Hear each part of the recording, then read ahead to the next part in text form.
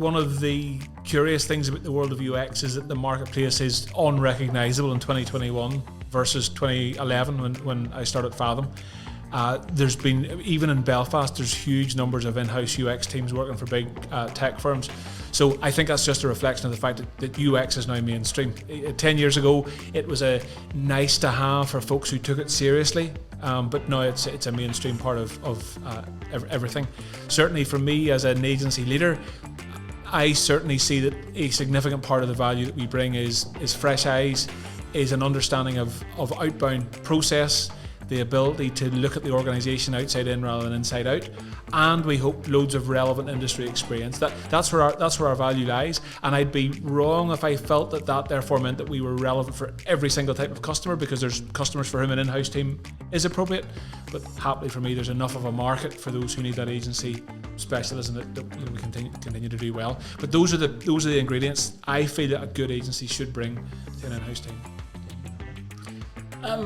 So in-house versus the agencies. I think it's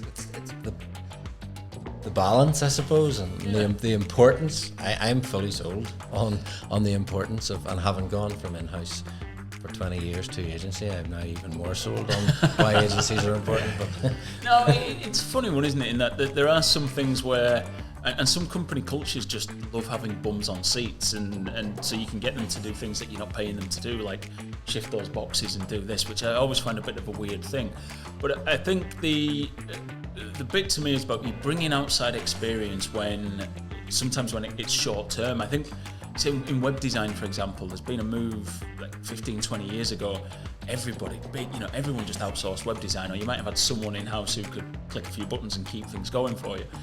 But then you started to see, as web grew as a channel and strategically important to organisations, big supermarkets all at one point outsourced their web build, and now I think they all have it. They all have huge web development teams in-house working on things all the time, because it became more strategically important, so they had to in-source it rather than outsourcing it because it was mission critical. So I think there's a bit where, as it becomes critical to the mission, you need to maybe have a little bit more control and ownership of it, and maybe as you use it more frequently, you maybe need to look at, should we bring it in, because it becomes a financial consideration. But regardless to that, I think sometimes the sets of skills, and I'm looking at myself here and going, oh, again, this is my sales pitch, which it's not, but there are sets of skills that you need to bring in sometimes just to have that fresh eyes. I mean, everywhere I go consulting, often a lot of the things I present back are things that someone in their marketing team said to me. And I'll flag it and go, oh, Gareth said we should look at doing this, and this is one of the things, and here's why we should be doing that. And you come away from it, the board will buy into it, and they've said, we've been saying this for years, but they just don't listen. I have no idea why. They pay you money to come in and tell them things their team's telling them anyway, but they listen to you because you're the outside guy. I wish I knew why that was a thing, but it is. It genuinely is. Yes, it is. And I mean, it was actually a part of Ritson's article about the tailwind of trust, because he said once you go past, the worst possible person to try and change the board's mind about the importance of something is someone who's been in an organisation and is trying to change people's perception of what they are. Because you get pigeonholed. This is why people move, because you get pigeonholed as this is what this person is, this is what this person does, this is the value they contribute, and you try and step outside the lines of the box, but people just are deaf to it.